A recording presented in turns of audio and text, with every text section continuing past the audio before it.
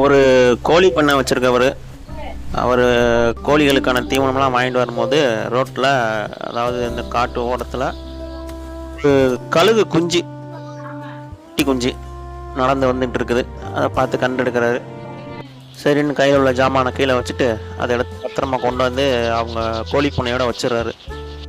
கோழியோட விட்டுறாரு. கோழி நினச்சிக்கிடுச்சு இது நம்மள மாதிரி ஏதோ ஒரு கோழி குஞ்சு பழக்க அப்படின்னு. அதோட சேர்ந்து வளருது. அப்படியே வளர்ந்துக்கிட்டு இருக்கவும் கோழியை வளர்க்குற மாதிரி எப்பயும் போல் அரிசியெல்லாம் போட்டு அந்த கழுகையும் வளர்க்குறாங்க. அந்த கழுகு என்ன ஆயிடுது, வளர்ந்துருது. நல்லா கோழியோட பெருசாக வளர்ந்துருது. இருந்தாலும் அது கோழிகளோட குணமே அதுக்கு வந்துடுது. கோழி மாதிரி மண்ணை கொத்துறது, பூச்சிகளை திங்கிறது, அரிசி திங்கிறது, இந்த மாதிரி தின்னுட்டு இருக்கு. அப்போ அவரோட ஃப்ரெண்டு ஒருத்தர் ஊர்லேருந்து வராரு. அவரும் கோழி பண்ணை வச்சிருக்கவர் தான். கோழிகளை பற்றி, பறவைகளை பற்றி ஆராய்ச்சி பண்ணுறது. அவர் பார்த்துட்டு, என்னையா கோழிகளோட ஒரு பெரிய கழுகு வச்சிருக்க, பொதுவாக கழுகு கோழிகள்லாம் கொத்தி சாப்பிடுமே அப்படின்னு அவர் சிரிச்சுட்டே சொல்கிறாரு. இந்த கழுகை நான் கோழி மாதிரியே வளர்த்துருக்கேன், நீயே நினச்சாலும் அதை கழுகை மாற்ற முடியாது அப்படின்றாரு. இவர் உடனே அந்த கழுகை திறந்து விட்டு வெளியே போகிறதுக்கு ரெடி பண்ணுறாரு. ஆனாலும் அது கோழி மாதிரியே திருப்பி சுற்றி கோழிகளோடய நின்றுக்கிடுது. அப்போ அந்த மாதிரி பார்க்குறாரு. தூரமாக தூக்கி போட்டாலும் பறந்து போக மாட்டேது. என்னடா அந்த கோழி மாதிரியே வருது அப்படின்னு சொல்லி யோசிக்கிறாரு. என்ன செய்யலாம்? அப்போ வீட்டு கூரை மேலேருந்து தூக்கி போடுவோம். சும்மா சாதாரணமாக திறந்து விட்டாரு. அது கோழியோட வளர்ந்துட்டு அப்படியே சுற்றிக்கிட்டு இருக்கு. திருப்பி கூட வீட்டு ஓட்டு மேலே இருந்துக்கிட்டு அந்த கழுகை தூக்கி வீசுறாரு. பறந்து போ, நீ கழுகு, கோழி இல்லை அப்படின்னு சொல்லி பறந்து வீசுறாரு.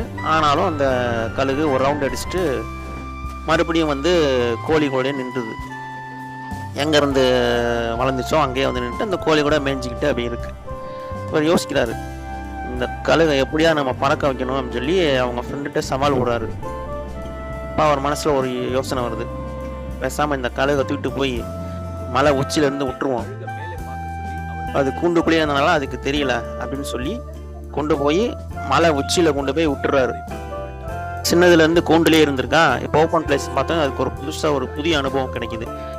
ஆக்சுவலாக அந்த கழுகை மறந்துடுது, நம்மளால் பறக்க முடியும் அப்படின்ற அந்த குணத்தையே மறந்துடுது. கோழியோட சேர்ந்து விளையாண்டுட்டு இருக்குது. தூக்கி வீசுறாரு, உயரமா பறந்து போகுது. நம்மில் சிலர் கழுகாக இருந்தும் இன்னும் கோழியாகவே வாழ்ந்து வருகின்றோம். அதற்கான காரணம் என்னவென்று தெரியுமா? நீங்கள் ஒரு கழுகாக இருந்தாலும் உங்களை சுற்றி இருக்கும் கோழி கூட்டங்கள் உங்களை ஒரு குறுகிய வட்டத்திற்குள்ளே வைத்திருக்கக்கூடும்.